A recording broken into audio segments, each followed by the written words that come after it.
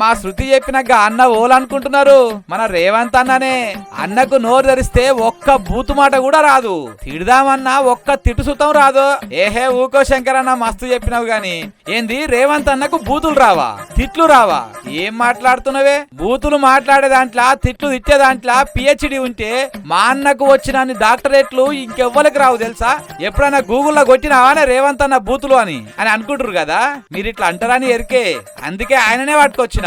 అన్న ఇక నువ్వు స్టార్ట్ చేయవే నీతులు. ఒక్క మాట నన్ను చెప్పిన ఈడు ఉన్నోళ్ళు చెప్పరు, మీరు అందరు వినుంటారు కదా ఆయన ఏం చెప్తాడు. తిట్టుడు శాపనార్థాలు తప్ప. విన్నారా రేవంత్ అన్న ఏమంటున్నాడు? కేసీఆర్ సార్ కంట తిట్టుడు శాపనార్థాలు పెట్టుడు తప్ప ఇంకేం రావంట. అది మంచిగానే ఉన్నది గాని మరి ఇంతకు ముందుకు నువ్వు తిట్టే తిట్లు పెట్టే శాపనార్థాలు మర్చిపోయినావా అనే రేవంత్ అన్న? ఓసారి అవి కూడా ఇను. మీరు మాకు స్ట్రేచర్ ఉందని అనుకుంటే ఆ స్ట్రేచర్ ఉందని విర్ర వీగితే స్ట్రెచర్ మీదకి పంపించారు. ఇట్లే చేస్తే ఆ తర్వాత మార్చరికి పోతారు. అది కూడా గుర్తు పెట్టుకోవాలి. కేసీఆర్ సావును కోరుకుంటా శాపనార్థాలు పెట్టిండు కదా. ఇక ఇప్పుడు మన రేవంత్ల వారి తిట్ల పురాణం విందాం పారి ఒకసారి. ఒక్కడొక్కరిని లాగుల తొండలిచ్చి మీరు కొట్టారా? మా కాంగ్రెస్ పార్టీ కార్యకర్తలు గ్రామాన తండాలలో, గూడాలలో, మారుమూల పల్లెల్లో దొరికినట్టు లాగుల తొండలిచ్చి కొడతారన్న నమ్మకం, విశ్వాసం నాకు ఉన్నది. మరి ఇప్పుడు నువ్వు మాట్లాడిన ఏంటివన్నా? ఆనుముత్యాలా, సుభాషితాలా, లేకపోతే సుప్రభాతాలా ఏంటి అన్న ఇవన్నీ?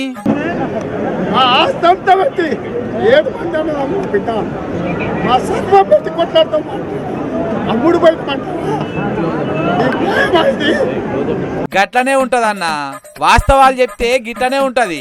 ఇక ఇదిట్లుంటే పొద్దుగాలనే జూబ్లీ ప్యాలెస్ లా టీవీలతో మాట్లాడుకుంటా ఏమన్నాడో అది కూడా ఇనురోసారి.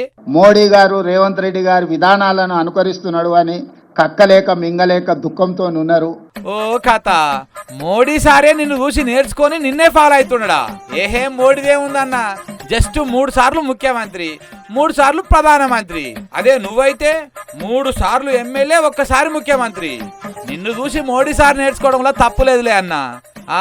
ఇంకేమున్నాయి? గదేదో కులగణన మీద మాట్లాడుతూ కదా, గది కూడా చెప్పు. ప్రశ్నలకు సంబంధించిన సమాచారాన్ని సేకరించిన సమాచారాన్ని చాలా గోప్యంగా భద్రపరచడము, వ్యక్తులు కుటుంబాలకు సంబంధించిన సమాచారాన్ని ప్రజలకు ఇవ్వలేదు. ఏంది కులగణన లెక్కలు భద్రంగా ఉన్నాయా? ఇగో ఇక్కడ చూడన్నా ఓసారి రోడ్ల మీద ఎట్లా పడ్డాయో.